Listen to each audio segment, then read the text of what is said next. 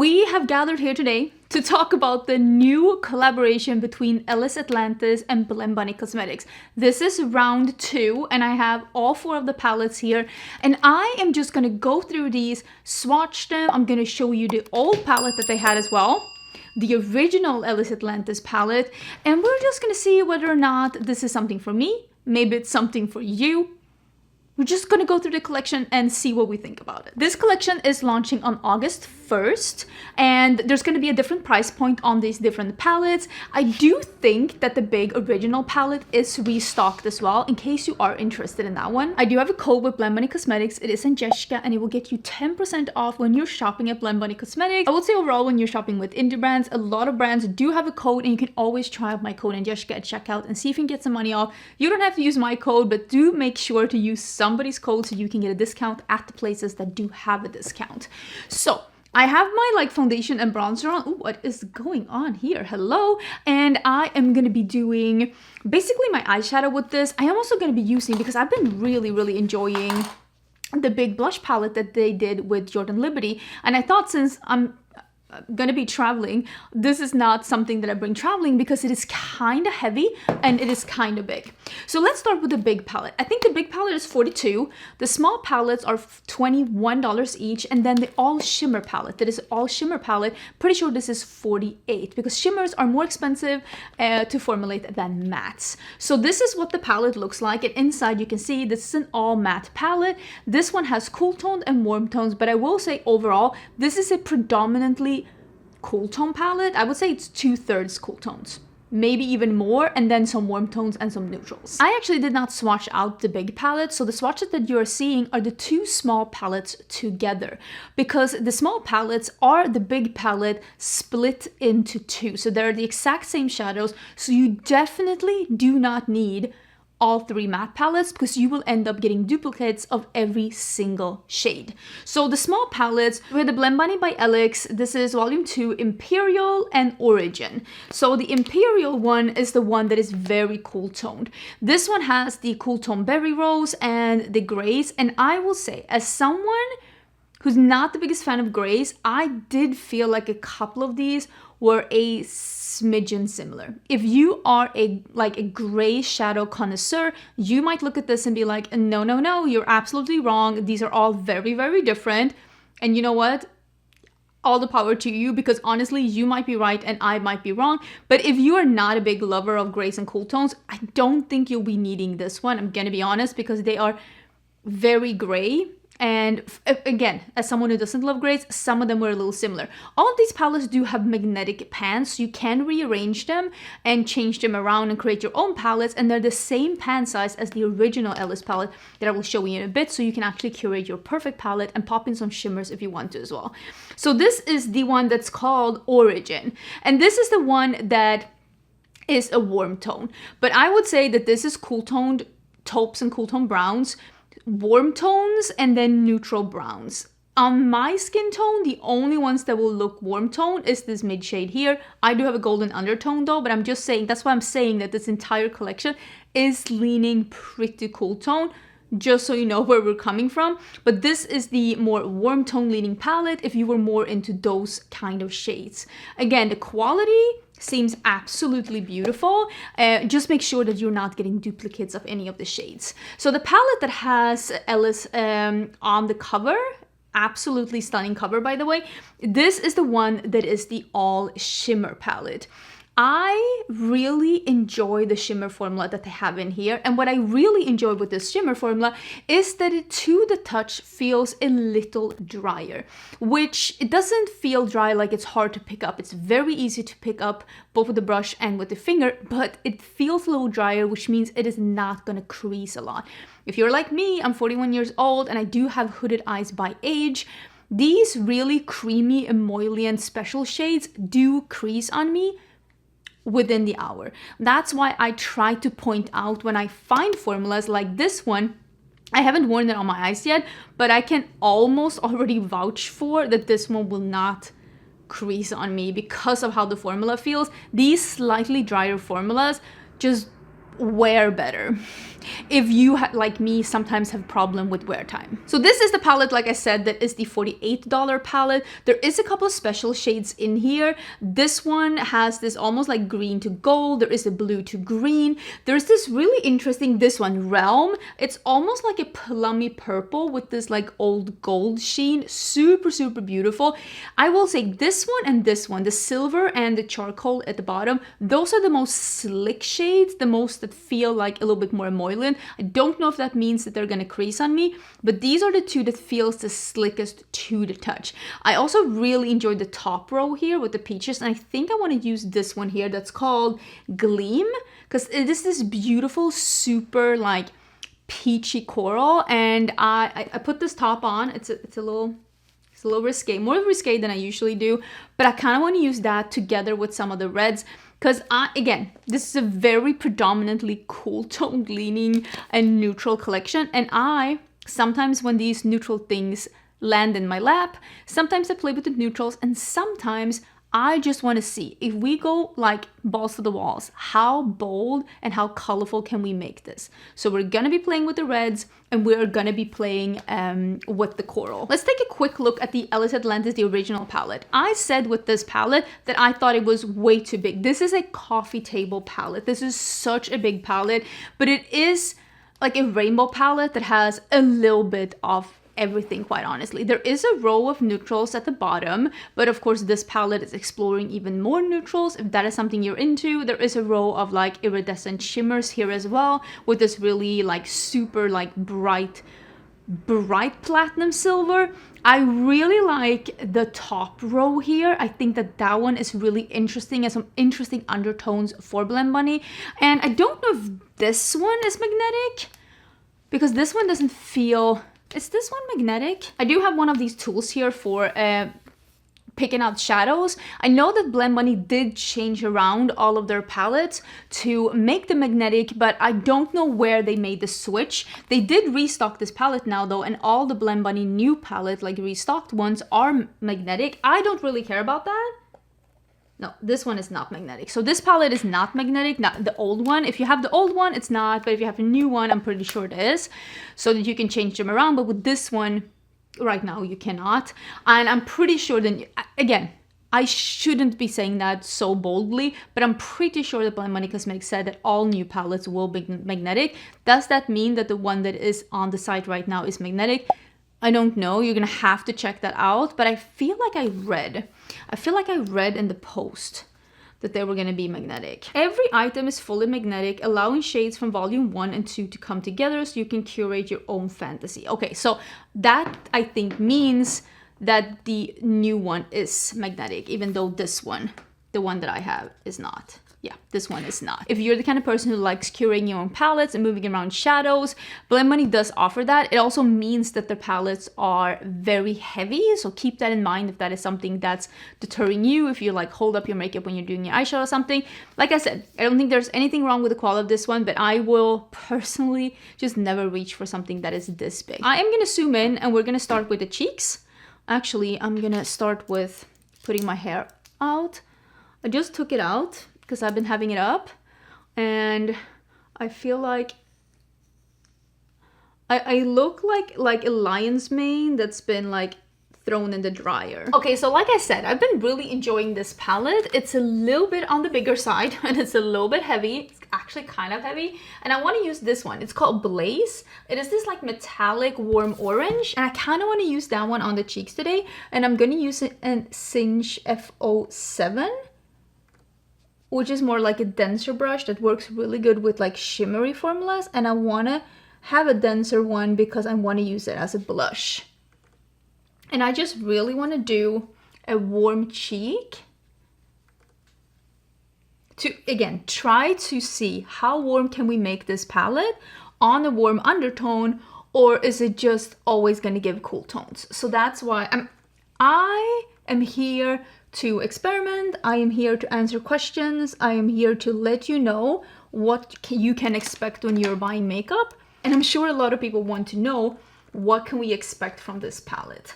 So let me see. This is the palette. It's really interesting. There is a shade here that's called Singe, which it's like a peachy very peachy pastel. If you didn't know, I own my own beauty brand, which is called Singe Beauty, and I do have that trademarked, but of course the trademark is that nobody can name their brand or a single makeup product Singe Beauty. But of course you can name like a shade here, Singe. I've seen stuff like this before where people are like, oh, they stole your concept. Not me personally, but like they talk to brands. They're like, they stole your idea, they stole your concept, they stole your color story, they stole your shade names. That's not how trademark works.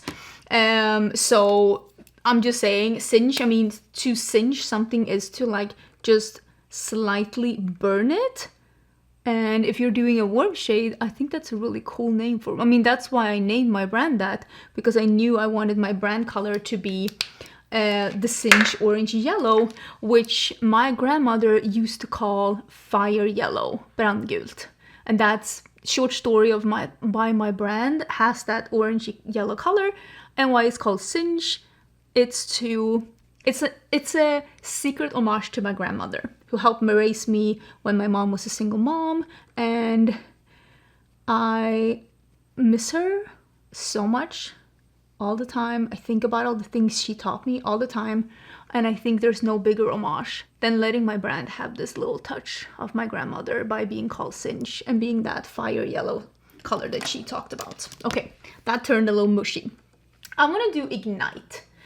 And I want to do something that I don't do a lot, but every time I do it, people are like, you need to do this more often. And you know what? You're right. And that is, of course, that we're going to do a halo eye.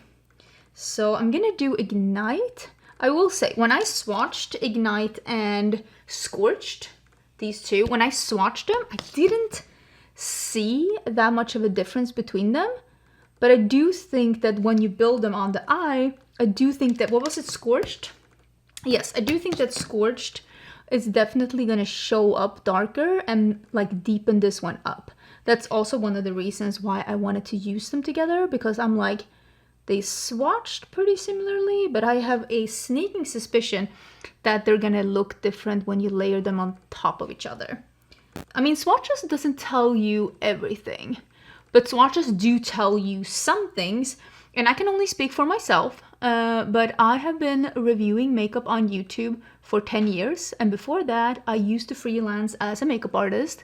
And I do have an experience when it comes to eyeshadows and when it comes to powders. And I feel like when I see stuff now, I very much can touch something. And usually I can tell how it's going to perform.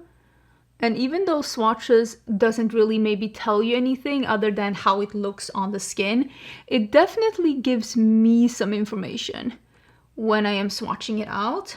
And I'm almost at the point now with makeup where I can almost look at eyeshadow and I can see how they look in the pan, and I can be like, I know what kind of formula this is going to be.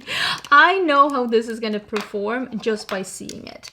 So let's do the Sizzle shade, which is this one here, just to blend this out. So far, they're performing like really beautiful Blend Bunny shades. I love the Blend Bunny matte formula. I feel like the shimmer formula has come a long way from what it used to be. But there always has been like a really solid matte formula with Blend Bunny.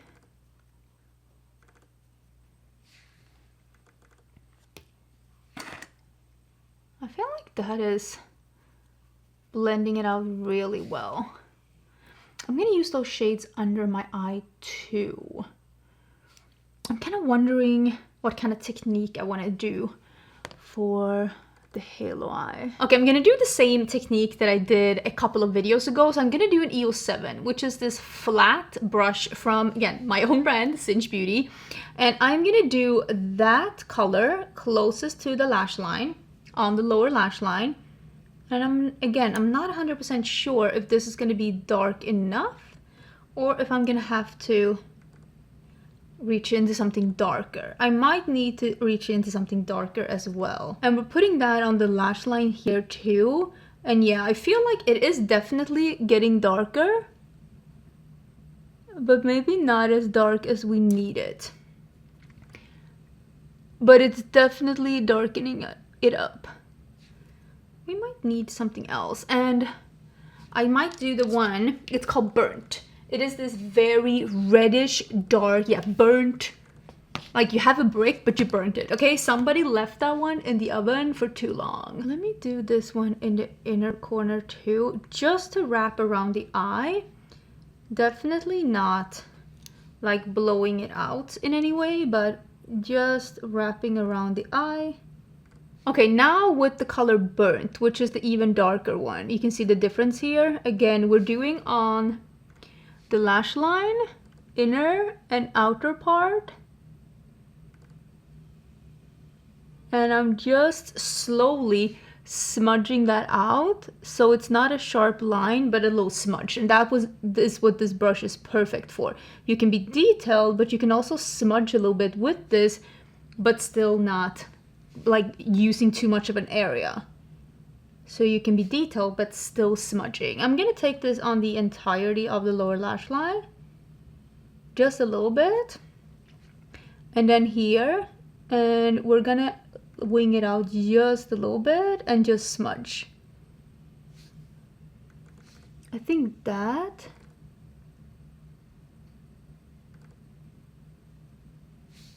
See, that's the one. That's the one. Oh, look at that. We could put a matte shade. We can literally put the cinch shade in the middle here, and that will be an amazing matte look. But we're not gonna do that because we have a shimmer to try. I added even more actually to make this even more like cat eye shaped. I do think that that looks really good. We are going to be doing, it's called Gleam, this one. Oh, it's so pretty. I am going to be spraying it because like I said, this is a little bit more of a drier formula. There's a little bit of flake to it. You can definitely use your fingers, but I just got my nails done and they are claws. Like, I will hurt myself. If I fall down, I will puncture something. So I'm gonna put this in the middle. Oh, and I am gonna take it up into the crease. And you can see it almost gives a little bit of like a funnel. Like, and I can have a funnel shape over here. And then I just pat to have, I wanna have it very opaque in the middle. And then I just pat to disperse a little bit, and that's the look. Oh, stop it right now.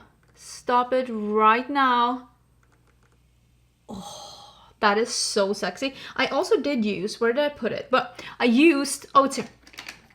The Walk of No Shame eye pencil by Charlotte Tilbury. It matches perfectly in the waterline, but look at that.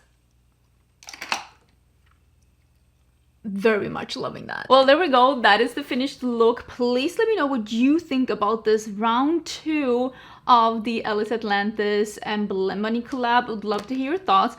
I don't mind an all matte palette, and I like that they split, because like a big palette like this, I don't reach for a lot, but a smaller one like this, honestly, I am not the person that changes around a lot of my palettes all the time. But maybe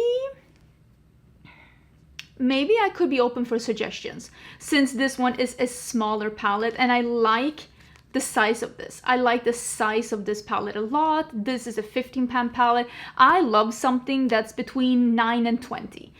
9 and 20, those are my perfect sizes. Sometimes I love a 20-pan palette. Sometimes I love a 9-pan palette. I used to love like quads and like 6-pans as well. I don't reach for those as often, mostly when I'm traveling, but also I've said this before, I'm doing a trip again with Trova Trip next year. It's already up, but I don't think I'll be traveling. I think my traveling days are coming to an end. I don't think 2026 will be a big travel year for me at all, and it might actually be the last time that I truly have the time to do like group trips as well. So this might be actually my last like travel thing. So I don't reach for a lot of quads and 6-pans myself when I'm doing my makeup at home. It's 9 pans to 20 pans, and I really like the packaging, and I like that I can, like, you know what, that size, I would love to see even more in this size from Blend Bunny. The 15 pan, would love to see more like that, would not be mad at all. And I really do enjoy that the shimmers, again, when you get a full shimmer palette, that it's not that super emollient formula that creases on me. Here we get something that's giving high impact, but still something that won't crease on me. Because I've worn this now for like an hour and I have zero. It hasn't moved at all. Nothing. Nothing. Very impressed with that. Let me know your thoughts down below. I will leave some information about like when it launches, because it launches, I think I said August 1st. Did I say that? It launches on August 1st. I will leave the information and I will leave my code down below in case you're interested. Otherwise, can you tell me what's your favorite Blend Bunny palette? I still think All Done Up is my favorite because I think it's such an interesting like color story. But I also like, I really like the Lure palette. Lure palette. Lure palette? Lure palette. The one that's like the first underwater palette. Is it even called that? This one. I think that might be my favorite one. Really like that one too. But I hope you're having a great day and I'll see you soon again in a new video.